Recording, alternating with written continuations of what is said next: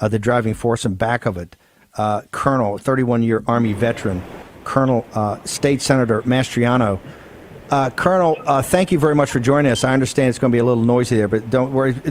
Why did you feel that this was necessary to do, to actually let the nation see, on a curated basis, what some of the evidence were? What drove you to do this?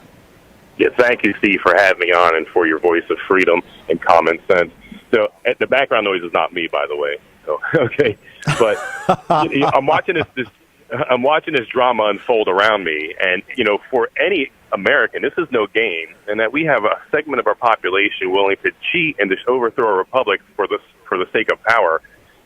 Everything's at stake, and so my view was I can't stand aside. My district includes Gettysburg. There's no better place to present the truth. I don't know why the general media there is standing aside and rushing to judgment. During Gore versus Bush, they were like, "Oh, be patient. There's a process." 37 days later, but they're not even giving us 2 weeks, and they want to declare victory and go home. That's not going to happen. And if there is substantial evidence, which obviously there is, we heard a lot of it today, which the media should have dug up, do their job. Then we need to stand back and say, you know what, this cannot be certified. And if it is certified, it's a fraud because people have been disenfranchised across the state, and we got to stop it. Okay, here's what I don't understand, Colonel.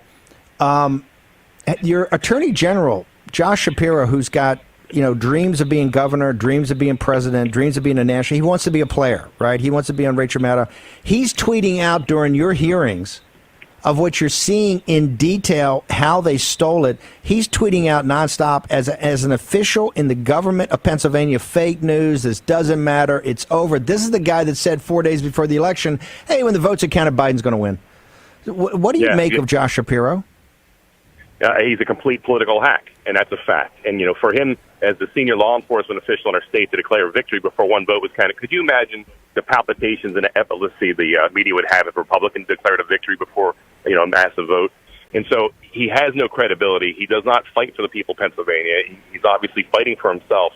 And I can't take the guy serious. He should have been, if he cares about the people, the state, and law and order and the outcome of this election, irregardless of the outcome, he should care and listen attentively instead of being petulant and like a spoiled little kid, a spoiled little rich kid that he is, and making assertions and lies and allegations are completely untrue. Colonel, today you heard a wide swath of testimony in every vertical, and there's so much more to back that up. Rudy and the people just curated to have certain amount of, because you had limited time. Give us your sense of when you actually heard the evidence for the first time presented in a public forum. What were your takeaways? Yeah, what an honor to host the venue and the hearing where the first time in the nation the people are hearing actually from the eyewitnesses, under the sworn affidavits.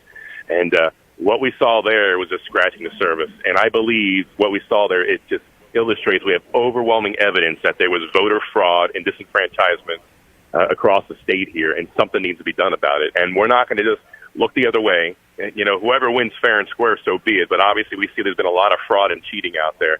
And I know Act 77, our voting reform from last year, is being painted as the villain. It's only the villain because the governor, together with his state Supreme Court, they rewrote the law. What was implemented this year in the voting reform had nothing to do with what we passed last year. And so that needs to be overhauled as well. So we need two things to happen. We need to get to the bottom of who really won Pennsylvania. And we have a 1994 case where there was a state Senate seat, it was Stinson versus Marks, and it was in Philly, by the way. Democrats could have easily won that without any shenanigans.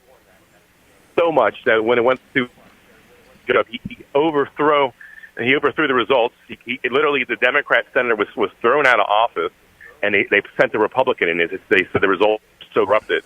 So I think if the Trump team can make such a strong case as happened in '94, we might see a similar outcome from the U.S. Supreme Court, where they have to throw out the results in Pennsylvania because there's so much fraud.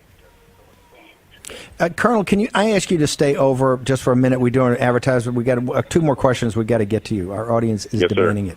Colonel Mastriano, the state senator who put this on today in historic Gettysburg, which is in his district. I thought it was incredibly symbolic that right down the road, within a mile of the great battlefield, and even closer to the cemetery where the honored dead are buried. You had this testimony for the first time in the nation. Got to see the receipts and hear citizens who were not prepared to back down. We're going to bring back the man that got it going, Colonel Mastriano from Pennsylvania, in a moment.